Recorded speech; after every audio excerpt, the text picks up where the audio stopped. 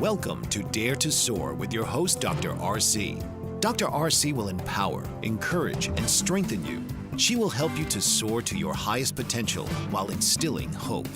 Please welcome the host of Dare to Soar, Dr. RC. Good morning. Good Saturday morning, everyone. Oh, I'm so excited for this conversation because we have so much to share. Hello, everyone, and welcome to Dare to Soar, the show where we elevate voices, expand perspectives, and explore the issues shaping our communities and our profession.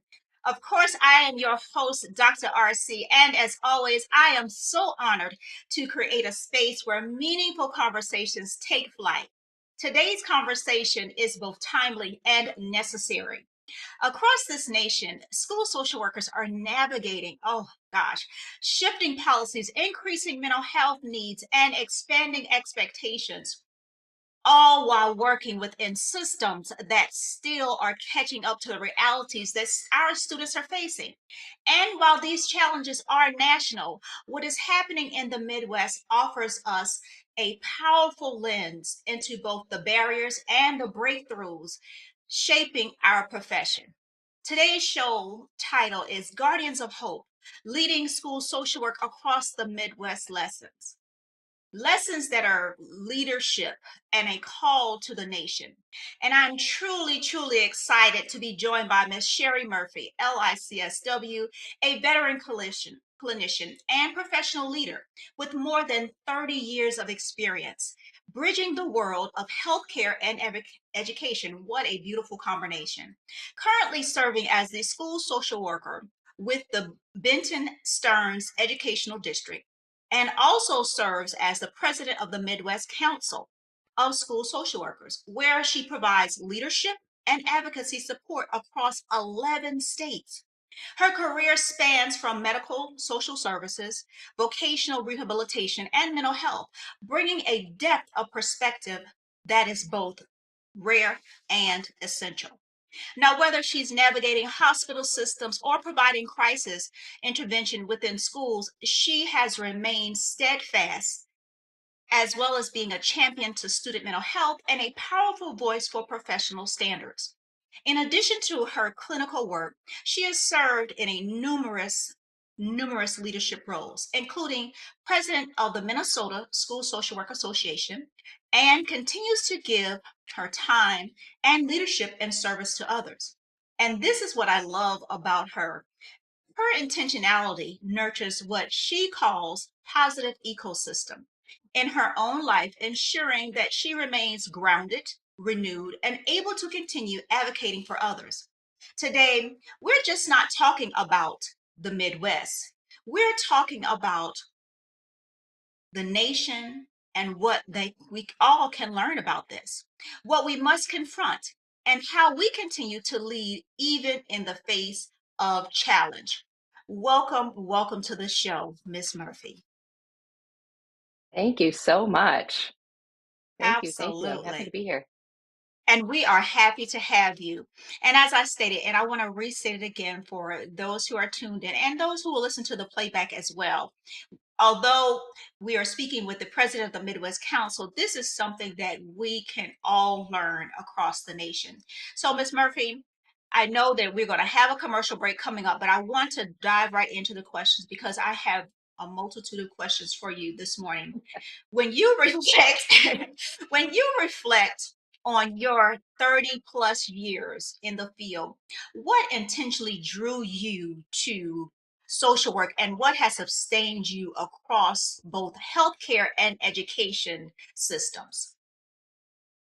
Sure. Well, when I think about my social work journey, it really began in the classroom when I was a child. And I remember being really tuned in to the social dynamics that were occurring around me. And one thing I noticed is that some of my peers had challenges, learning differences, social hurdles, other things that were they just couldn't simply overcome on their own. And so it just wasn't a work harder, get better, try more kind of thing. And seeing the inequities and unkindnesses that occurred, it didn't just make me sad, it just frustrated me and it felt like something I couldn't ignore. And I remember being moved at the time by those natural advocates, those classmates of mine who stood up for other people. I wasn't always the loudest voice back then, and honestly, probably still not now. Um, but I was inspired by their courage. I just thought, gosh, I love what they're doing, and I want to be a part of that. So I began to realize that speaking up and sharing kindness, it just wasn't just being nice. It was necessary, and it fueled that passion in me, and it guided me to this profession. And so what sustains me really is that resilience I witness every day. It's that thinking back to the peers from the school days, and I'm still moved by people who face systemic personal barriers and continue to show up for themselves and others and overcome obstacles. Witnessing that place of being stuck to having agency is just so inspiring. And I think that is such a big part of social work, is that work, is that we are guiding and supporting people through that process. And every day I'm around colleagues who are inspiring as well. It's just looking at them and watching them impact a room, a space, just by who they are and being calm and being present. I admire that so much. And I think even after 30 years, it's a skill that I feel like I'm still leaning into. I need those people, like you said, in my ecosystem to kind of keep me in my path, in my direction. And so um, what I appreciate though is in this profession is that, we're not just helping one person. We might be sitting across from one person at this moment, but the work that we are doing and all of us all over the nation is impacting so many. So even when I feel like, am I making a difference? I know that I am in this profession of all these people who are just standing there alongside and supporting people. And I think that really keeps me going. And in your introduction, you had mentioned about just my leadership thing. And honestly, I landed into this not because I love this. I landed in it because I was working often as alone as a social worker, rural communities. And if I wanted to elevate my practice, I couldn't stay there in that little space of just not having exposure to other people. So I chosen to step into the leadership and volunteer and participate on various boards because I wanted to understand my role and the systems that I worked. But what I also found there was people, those people that I admired since I was young, that I'm sitting at the table with now. And they're just so strong, articulate, confident, and they stand up for what's right. And it builds something inside of me too. And it keeps me going every day when I feel like maybe I'm not having that impact that I want to have. So even after 30 years, I'm still learning. I'm, gone from watching the advocates, from a distance to sitting at the table with them. And, we're working at turning that advocacy that's inside of us into some systemic change. And I think that's what keeps me going every day. And what a beautiful way to go into our first commercial. Thank you so much for your transparency. Guys, I promise Miss Murphy will be back with so much more. We're just getting started. Those nuggets will keep on coming. We'll be right back. Dr. RC will share extraordinary resources and services that promote educational success as well as making a difference in the lives of all social workers as well as the lives of children, adolescents, and teens of today. She will have open discussions addressing many of the issues that we face about our youth and how being employed in the uniquely skilled profession of social work for over 18 years has taught invaluable lessons through her personal experiences. She will also provide real-life facts, examples, and personal stories that will confirm that why serving as a child advocate is extremely beneficial when addressing the needs of the whole child. Listen live to Dare to Soar, Saturdays 10 a.m. Eastern, as Dr. RC will provide thought-provoking information that will empower, encourage, and strengthen students, families, and communities across our nation. You can also visit her at soarwithkatie.com. Author, radio show host, and coach John M. Hawkins reveals strategies to help gain perspective, build confidence, find clarity, achieve goals. John M. Hawkins' new book, Coached to Greatness: Unlock Your Full Potential with Limitless Growth, published by iUniverse. Hawkins reveals strategies to help readers accomplish more. He believes the book can coach them to greatness. Hawkins says that the best athletes get to the top of their sport with the help of coaches, mentors, and others. He shares guidance that helps readers reflect on what motivates them, rediscover and assess their core values, philosophies, and competencies, find settings that allow them to be the most productive, and track their progress towards accomplishing goals.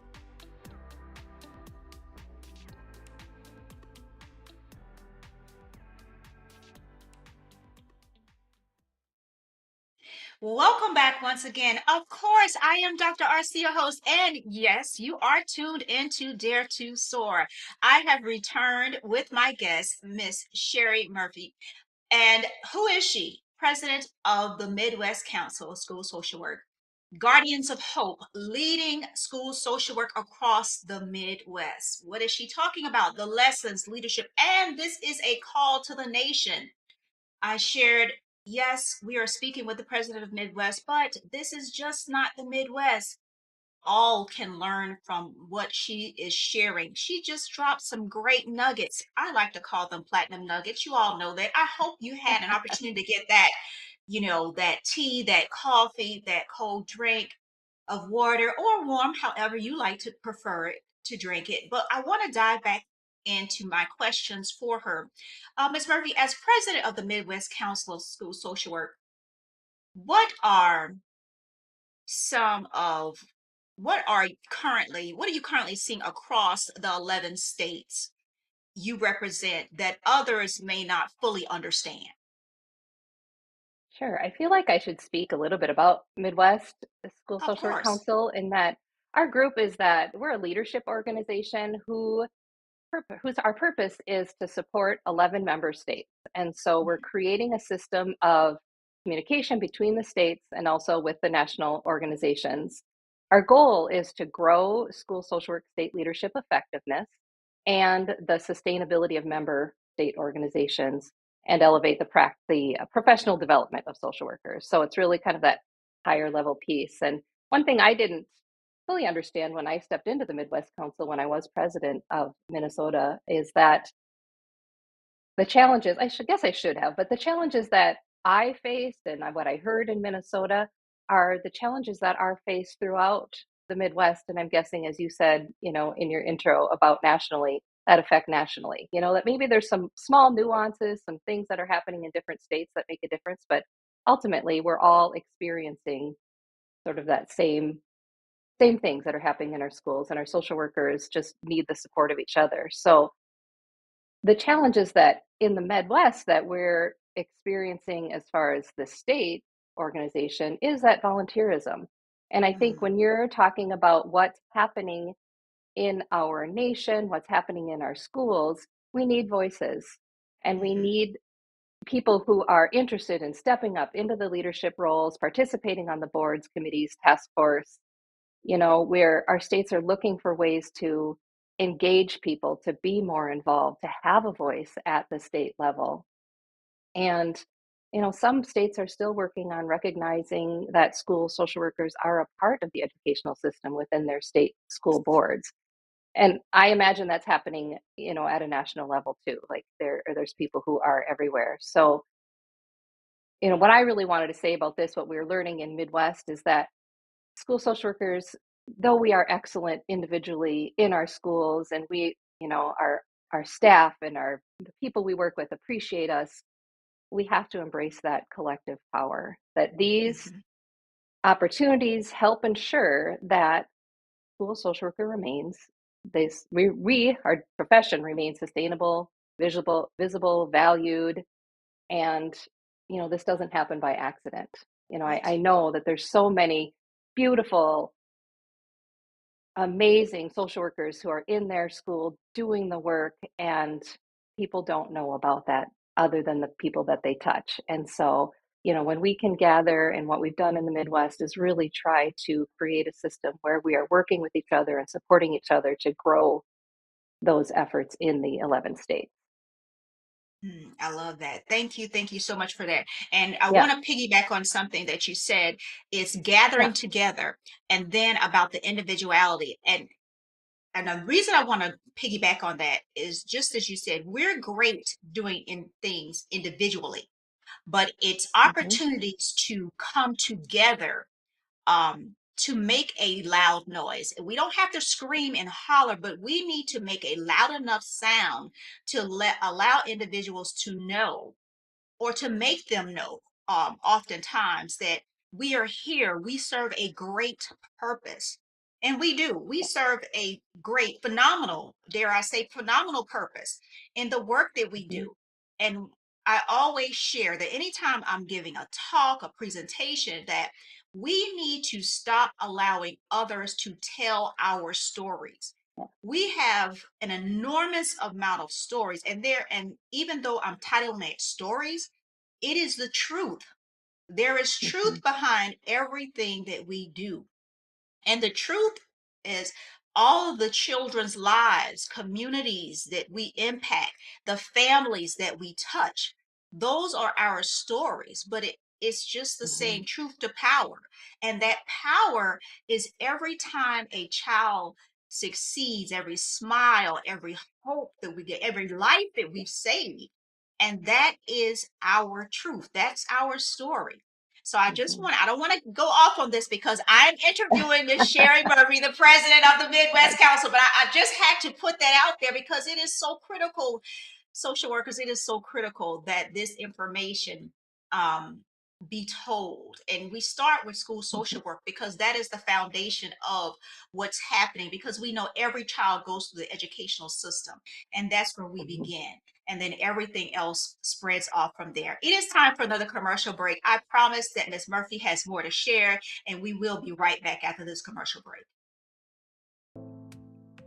Did you know that your beliefs create your entire reality, but it's the subconscious beliefs that do most of the creating? Belief shifter and life coach Shiraz can help you identify those limiting beliefs and eliminate them, often in a single session. Like it was almost instant, like I had relief right away. Creating better health, relationships, careers, and finances. Let Shiraz help you step out of safety and into awareness.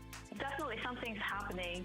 It's like a flow inside. You know, it feels good. Whether in person or online, Shiraz provides personal coaching, belief shifting. Visit Shiraz at energeticmagic.com or call 416-529-7429. Energetic Magic. Find your greater happiness. Be well. Be aware. Be magical.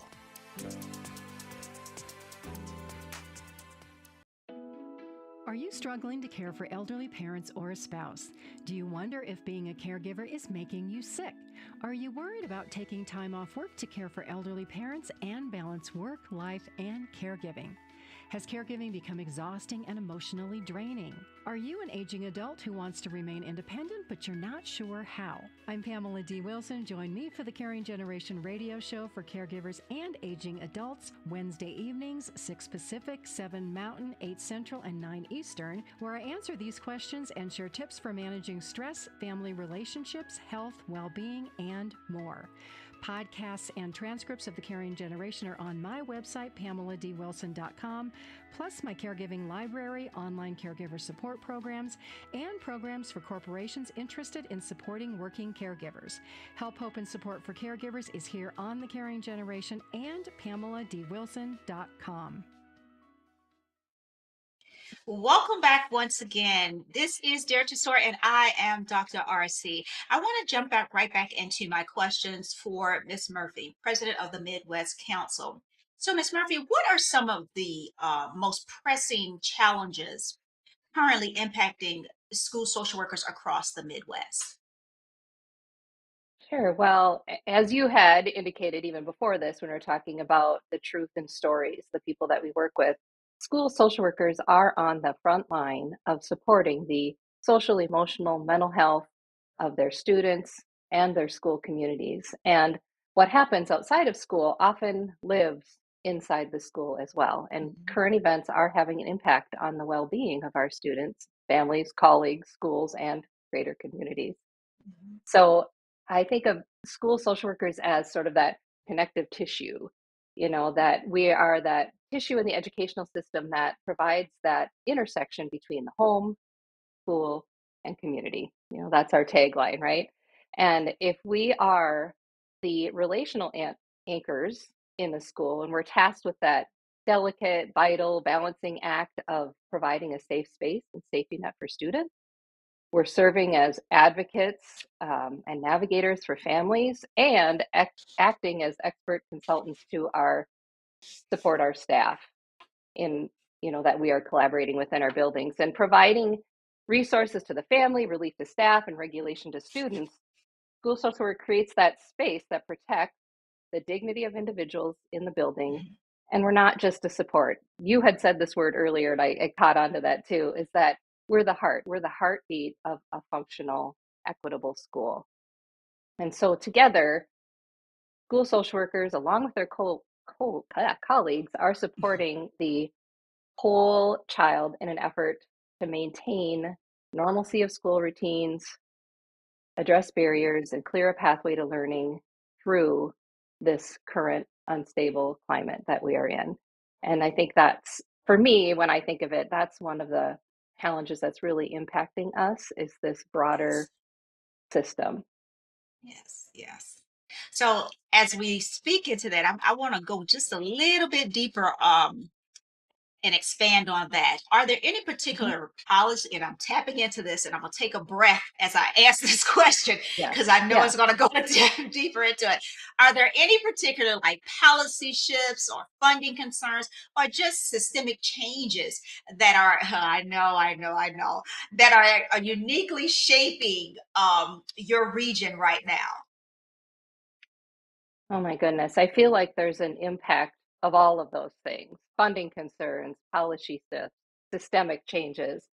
And school social workers see that when there is that high level external societal tension, it comes to the classroom.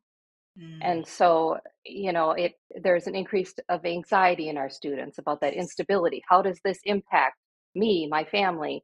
And also a sense of belonging with some of the things that are being said and shared out there for our students. And our families are feeling a lot of pressure right now, Yes. that they're worrying about fundamental things like basic needs and even safety. And those economic stressors, decreased access to resources, concerns about safety inside and out of school, are having an impact on our school communities. And children Mhm. are sponges, they're taking in this anxiety and stress of the things that are around them. And so school social workers, we're trying, we're feeling it too.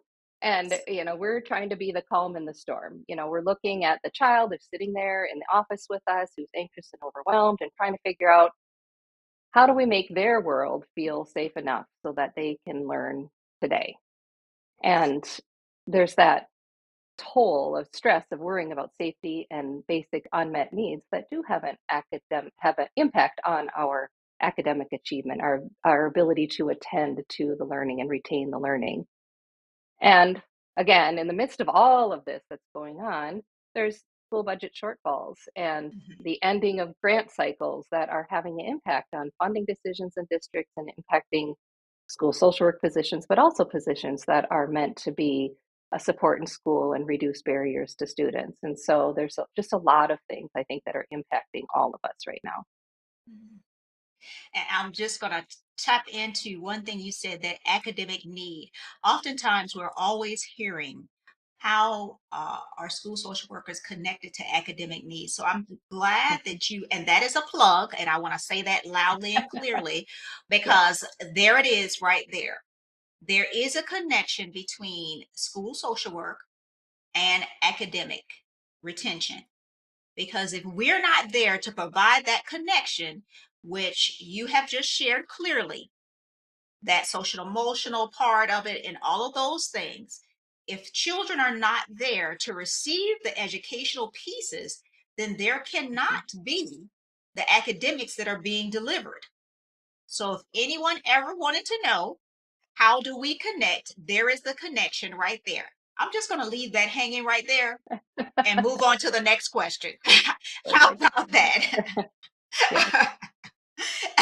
I know that a commercial is going to come up, but I have to ask this question because this is the ever evolving. And I, being a social worker, my school social worker myself, um, we are the gatekeepers in this because we are the trained professionals in this arena. Um, and my question is this: how are students' mental health needs evolving in your region? And what trends are most concerning or most hopeful?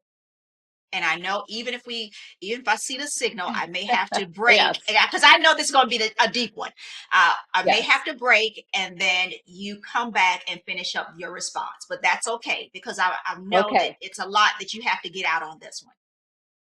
Yeah, I think a lot of people feel like, we had the pandemic and that was a really hard time. It did have an impact on student mental health, and we're no longer dealing with the immediate fallout of that, but I think there's a lot of things that are continuing with that really happened prior to, that were starting to happen prior to we had this large, challenge in our nation. But we're now seeing the systemic stressors, the economic, social, digital impacts on our students' well-being. And, for me personally, working in a small setting for special education school, I work with students who are often struggling with significant mental health needs. And in my school, we're fortunate to have that small setting where we can focus entirely on that individual and what their needs are and their growth academically, socially, emotionally, and in mental health. And when I when I think about, I'm lucky in that way, although it's challenging, right? Mhm.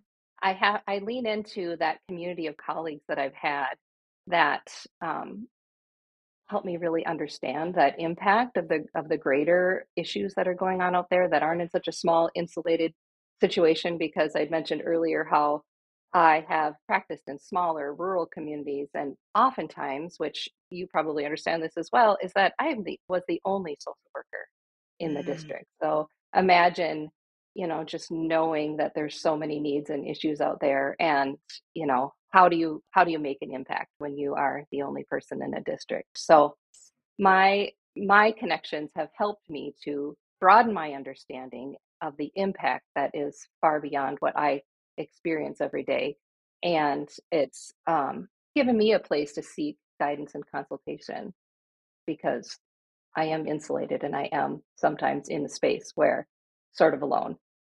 And so I think mental health needs in school are often identified by those externalized behaviors, the students who are acting out, disrupting the classroom, creating a lot of noise, which clearly, that does need to be addressed. It has a big impact on the learning environment, not only for the student themselves, but also the students around them, the teachers that are in the classroom. But Mhm. what now I think we have to really think about is the impact of those more silent epidemic, right? The silent epidemic, which is those students who are quietly internalizing the stressors in their life. That there's all And these Miss things that Murphy, they're I'm going to exposed have to. to hold and let you break Okay, right there. So we're going to hold perfect. with silent epidemic. And I promise, guys, she's going to pick up right there after the commercial break. She's going to pick up right there. Don't go away. We'll be right back. Mike Zorek, a three-time California state champion in Greco-Roman wrestling at 114 pounds. Mike, blind since birth, was born in Hartford, Connecticut. He was a six-time national placer, including 2 seconds, 2/3, and 2/4. He also won the Veterans Folk-Style Wrestling twice at 152 pounds. In all these tournaments, he was the only blind competitor.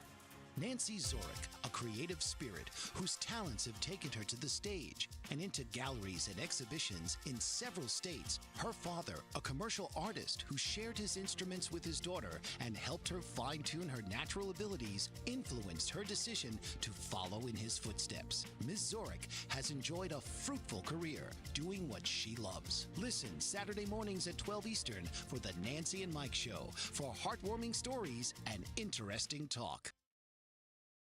What if there were a super tiny device that could diagnose the brain and is smaller than a single human hair? What if you could see inside the brain to help an epilepsy patient during surgery or to help the fight against Parkinson's disease? Dr. Patricia Broderick is proud to announce the Broderick Probe, a biomedical and electronic breakthrough. Imagine a probe to help with the understanding and potential cure of brain-related diseases. To learn more, listen live to the Easy Sense radio show with host Dr. Broderick. And to help support the Broderick Foundation, please go to EasySense.com and learn how, with your help, we can fight these horrific brain disorders. That's EasySense.com to learn more and help support the Broderick Foundation.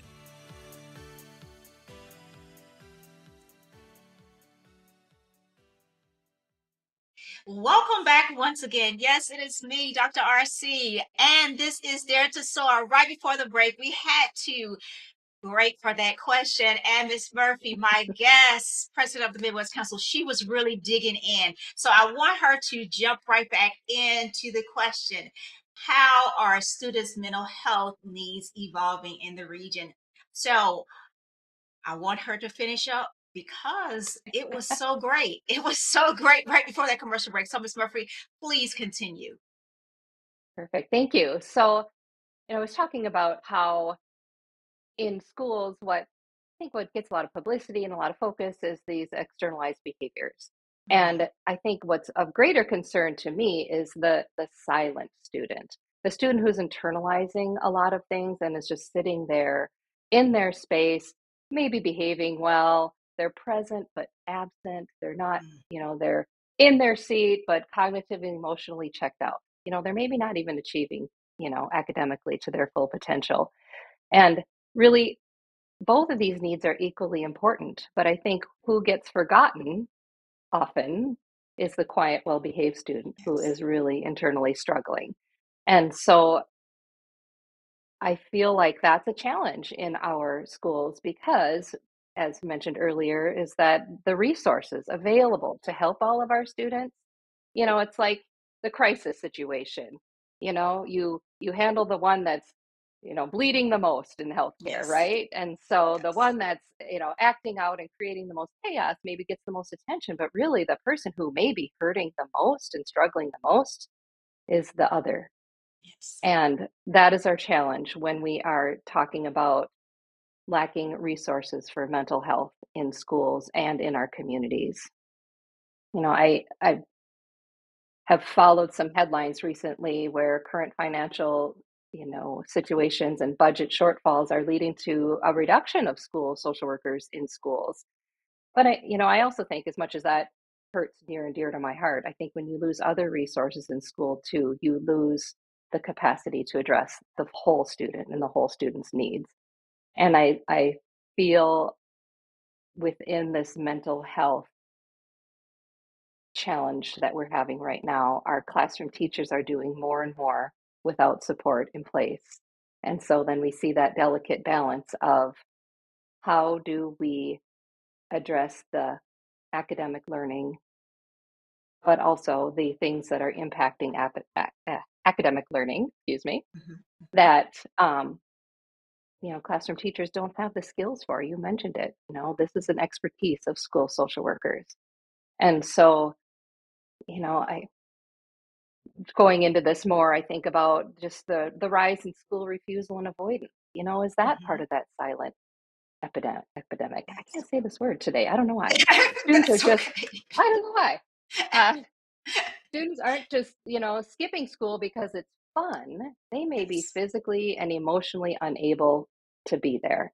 We're seeing students with serious mental illness, suicidal ideation, self-harm, and even at younger and younger ages. I think people might be Yes. surprised by the younger ages that we are seeing some of these things. So Mhm. while students, we go back to how I mentioned digital issues earlier, while students are more connected than ever, I think we're hearing in our student, surveys and things that students are feeling even more lonely and Mhm. isolated. So it's like that conundrum of we're connected, but we're not.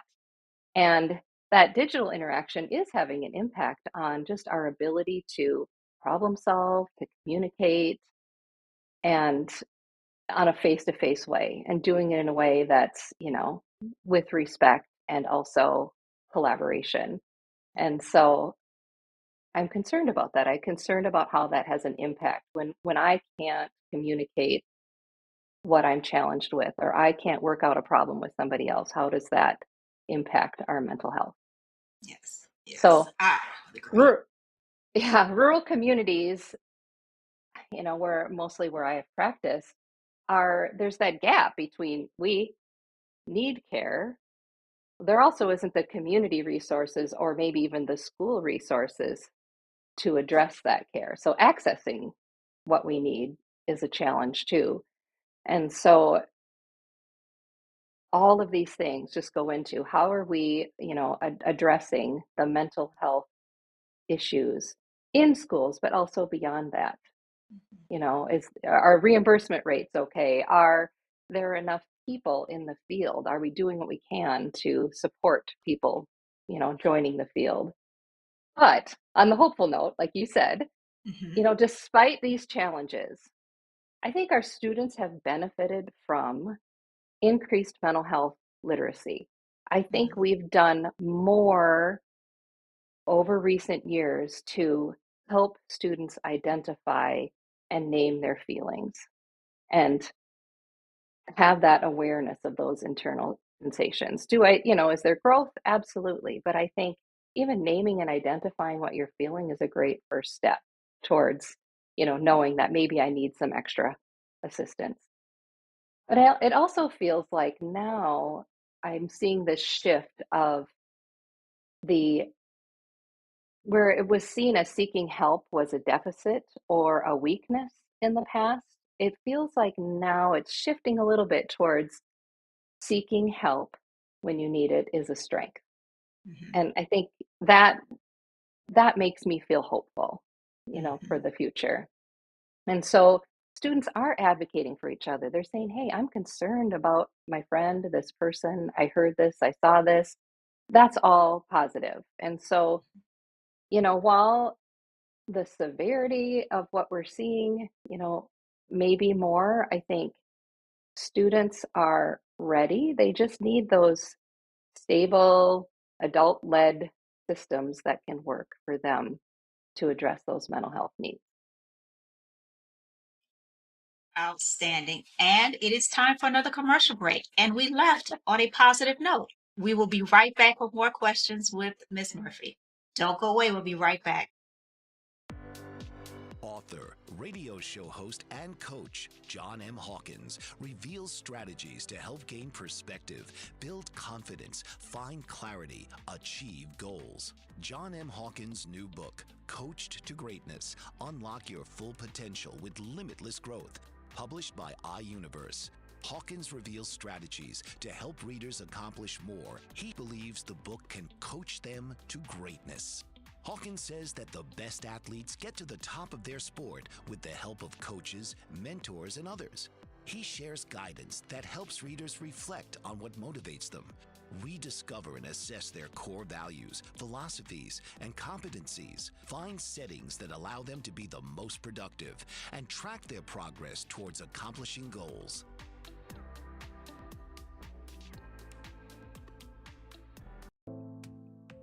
Did you know that your beliefs create your entire reality? But it's the subconscious beliefs that do most of the creating. Belief shifter and life coach Shiraz can help you identify those limiting beliefs and eliminate them, often in a single session. Like it was almost instant. Like I had relief right away. Creating better health, relationships, careers, and finances. Let Shiraz help you step out of safety and into awareness.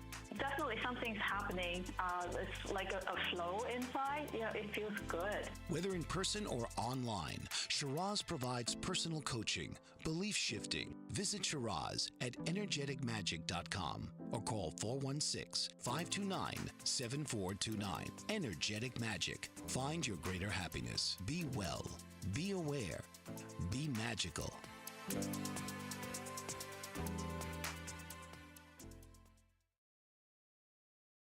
Welcome, welcome back once again. I am Dr. RC, your host, and yes, this is Dare to Soar, Guardians of Hope, leading school social work across the Midwest. What are we talking about specifically? Lessons, leadership, and also a call to the nation. My guest, Ms. Sherry Murphy, president of the Midwest Council, has been dropping those platinum nuggets. And I know that your notebooks, I always like to tell you about those notebooks, are filling up. So we're going to take a little shift, go into leadership. So what does effective leadership in school social work or look like in today's climate from your perspective? When I reflect on this question, anytime I hear anything about leadership, I always think about those leaders who left the biggest imprint on my career. I mean, I can see them in my head right now. I see these people who they made me a better person. They made everybody else a better person around them. And I think about that as I think it's somebody who's willing to be vulnerable, to say, hey, I'm not always the expert. What do you understand? What do you know? And also be okay with maybe being wrong, or talking things out and creating solutions together. I think they really work on seeing the people that they're working with for, and understanding the situation before they're taking action. They're holding space for discomfort, maybe trauma. They have some grace. They can reframe challenge as an opportunity rather than a deficit, and work to build from there. I think great leaders are also a bit of a protective buffer. They're advocating for their social work staff. And so that those staff can focus on those high impact values, the pieces of their work, right? They have the chance. They have a leader who is saying, this is what they're good at, this is their niche, this is what they need to do, and also can back them when things are challenging. I think a great social work leader is grounded in professional ethics and social justice and integrity, and flexible to adapt to that educational environment. They want to build systems that are resilient, that empower all of the individuals to show up at their best and to be their best. And I think those are, for me, the best leaders that I have had, that I could feel myself growing and becoming more confident in working under them, because it was truly a safe space to be. Make your mistakes, learn from them, have people to talk to that is comfortable to grow with. So that's kind of when I think about leadership, that's what I think about. Outstanding, outstanding. So, what role does collaboration across districts, states, and organizations play in strengthening the profession? When this when I think about collaboration, I go back Hmm. to an initiative in Minnesota where the Minnesota School Social Work Association had such perseverance and also collaboration with state departments, organizations, other invested, stakeholders in this. And it was when we were working on trying to establish MA billing for school social work services. And it was many years in the process. And really what kind of pushed that through was that collaboration. All of these people who worked the problem, understood the issue, developed the data, got the things, and did the advocacy, and they pushed it through. We worked together with school teams like the PTs, the OTs, and the speech language, the nurses, the people who are already using this service for medically necessary needs. And we had state organizations that wanted to do it. There were other community organizations that felt like this was an important piece in schools, kind of going back to what you're saying about, we were talking about with mental health in schools before. But that was kind of the beginning. I mean, that just was a legislative initiative. The collaboration that has continued since that time has allowed, multiple state agencies have worked to put this into action. There's been funding put in place for training, manuals, all of these things. Moving down to a district level, as we were pushing this implementation in, the social workers from multiple districts across the state gathered with and used their expertise to provide the training, develop the materials to aid the social workers and districts who are at the ground level. But I think when in all of this, the beauty of what happened with that collaboration was that, one, big things can happen when we're all working together.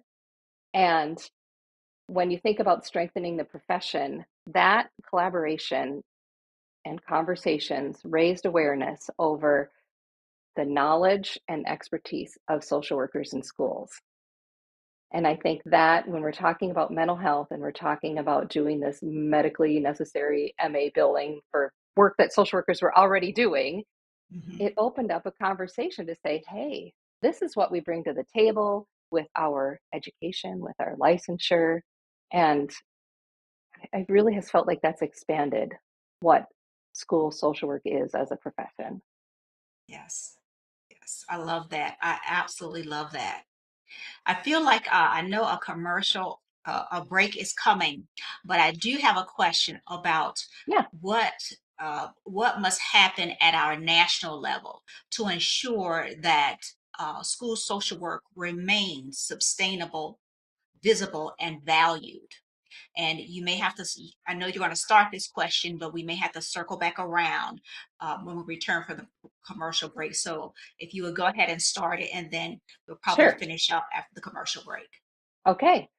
So, as a person who's been a member and a leader in state organizations for years, I see the value that And there's the commercial organization break. I membership. apologize, Ms. Murphy. There's the commercial break.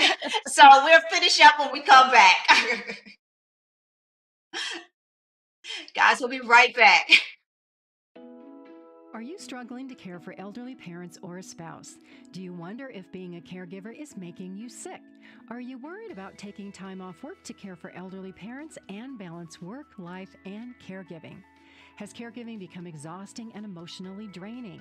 Are you an aging adult who wants to remain independent but you're not sure how? I'm Pamela D. Wilson. Join me for the Caring Generation radio show for caregivers and aging adults, Wednesday evenings, 6 Pacific, 7 Mountain, 8 Central, and 9 Eastern, where I answer these questions and share tips for managing stress, family relationships, health, well-being, and more.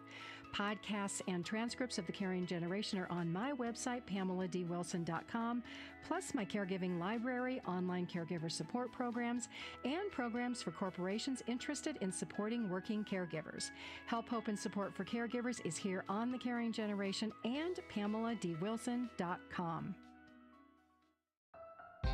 Dr. RC will share extraordinary resources and services that promote educational success, as well as making a difference in the lives of all social workers, as well as the lives of children, adolescents, and teens of today. She will have open discussions addressing many of the issues that we face about our youth and how being employed in the uniquely skilled profession of social work for over 18 years has taught invaluable lessons through her personal experiences. She will also provide real-life facts, examples, and personal stories that will confirm that why serving as a child advocate is extremely beneficial when addressing the needs of the whole child. Listen live to Dare to Soar, Saturdays 10 a.m. Eastern, as Dr. RC will provide thought-provoking information that will empower, encourage, and strengthen students, families, and communities across our nation.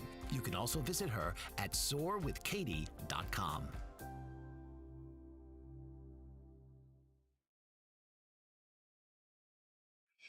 Welcome back once again. As we wrap up with my guest, Miss Sherry Murphy, my final question is what must happen at the national level to ensure that school social work remain sustainable, visible, and valued? And she was about to go in. It was time for that commercial break. So, Ms. Murphy, please respond to my final question. Absolutely. Sure. I'm probably a bit biased from being somebody who has been involved with state leadership organizations, but I think what can help is that active members, collective voice makes a difference. Get involved. We don't need more names on the roster in our organizations. We need the resources, the human resources, the financial resources to make an impact, about what it is that we do for our profession, to make an impact about what we're advocating for within our schools and in our communities. We need a variety of perspectives, different regions, different backgrounds, different specialties. When we have a diverse team, we can anticipate the needs of our profession better, as well as understand the increasingly complex needs of our students. So sustainability isn't guaranteed. It's a goal we have to protect. So join a committee, run for a board seat, commit to being active member. Then you are choosing to be an author of the profession, an advocate for our students, because one voice isn't quite as great as a collective voice. Thank you. Thank you so much. As we close today's conversation, I want to just take a moment to reflect on what we've heard. The Midwest is just not navigating challenges, it's modeling leadership, resilience, and advocacy in real time. And what we've learned today is clear. This work is not easy, it's always visible, but it's absolutely essential. To everyday school social workers listening, you are not alone. Trust me. Your work is part of a national network of professionals. Always remember that, who are showing up, speaking up, standing in the gaps for students, families every single day. And to our leaders like Ms. Murphy, we thank you. We thank you for reminding us that leadership is not about position, it's about purpose, presence, and persistence. It is just conversations like this. Let this be your call, a call to advocate, collaborate, and continue this work that we're doing, because we're just not practitioners. We are guardians of hope. Thank you for joining me today. And as always, never be afraid to elevate to new heights as you spread your wings and dare to soar. Take care, everyone, and have a safe rest of your weekend. This has been Dare to Soar with your host, Dr. RC. Come take a ride and soar to your highest level possible each week on Dr. RC's Dare to Soar.